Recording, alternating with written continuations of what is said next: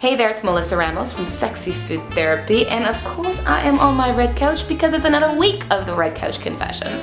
But this week we are taking it off my red couch, and the reason why, we are going into my kitchen to talk all about cold. For all those people out there who think all that natural shit don't work, well guess what, it does. And this is a part 1 of 2. This week we're talking about foods and talking about all the kinds of foods that are going to help save you money, all the types of foods that are going to help you for various different kinds of cold for you, your partner, your child, whomever, your friend.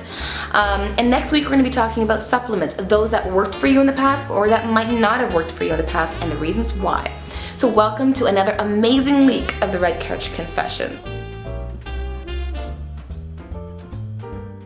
Alright, so there are 2 different kinds of common cold symptoms that people get according to Chinese medicine.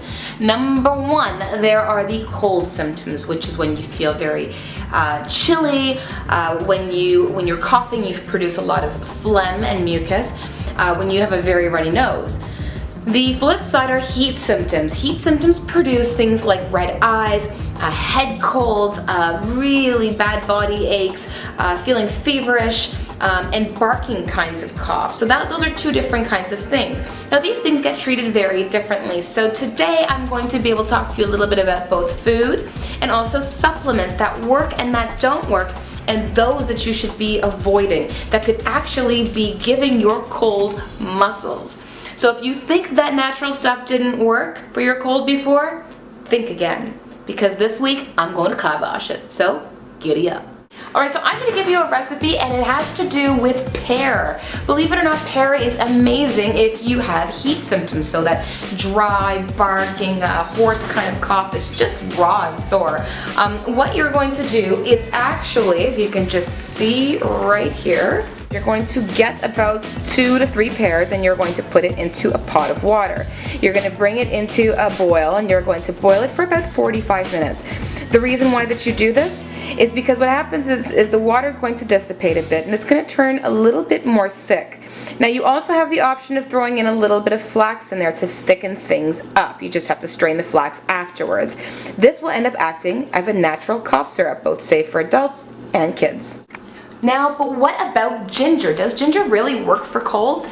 Well, actually it does. And even if you have heat symptoms of a cold, ginger actually helps to release and push out the heat that you have internally and make you sweat it out. So if you've ever heard about sweating out a cold, you got it right, because you really should be.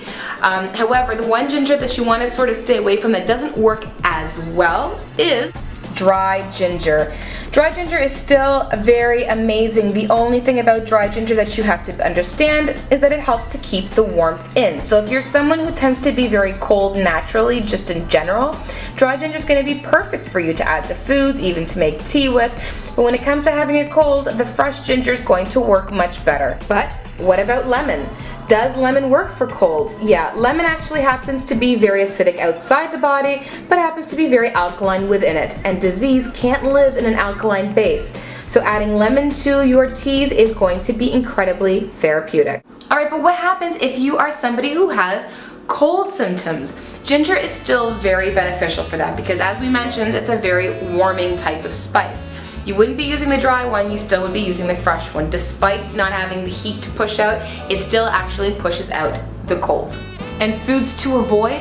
Well, one of the main foods to avoid, believe it or not, is dairy. If you have dairy, dairy creates a lot of mucus in the system, and you want to make sure that your body has enough power and energy to get that gunk and that stuff that's in there out.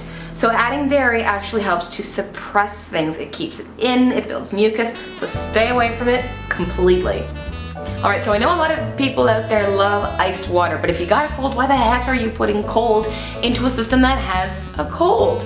So simply just give yourself warm liquids, hot teas, things like that to actually help to warm up the system. Even if you have heat symptoms, cold water, ice water, get it right out of there. Now if you found this video useful, share it. Facebook, Twitter, etc. Even comment on YouTube and send it out there with lots of love. In the meantime, if you have any questions or confessions for me, please let me know at melissa@sexyfoodtherapy.com. Otherwise, I look forward to chatting with you next week. So have yourself a healthy, happy, and sexy day.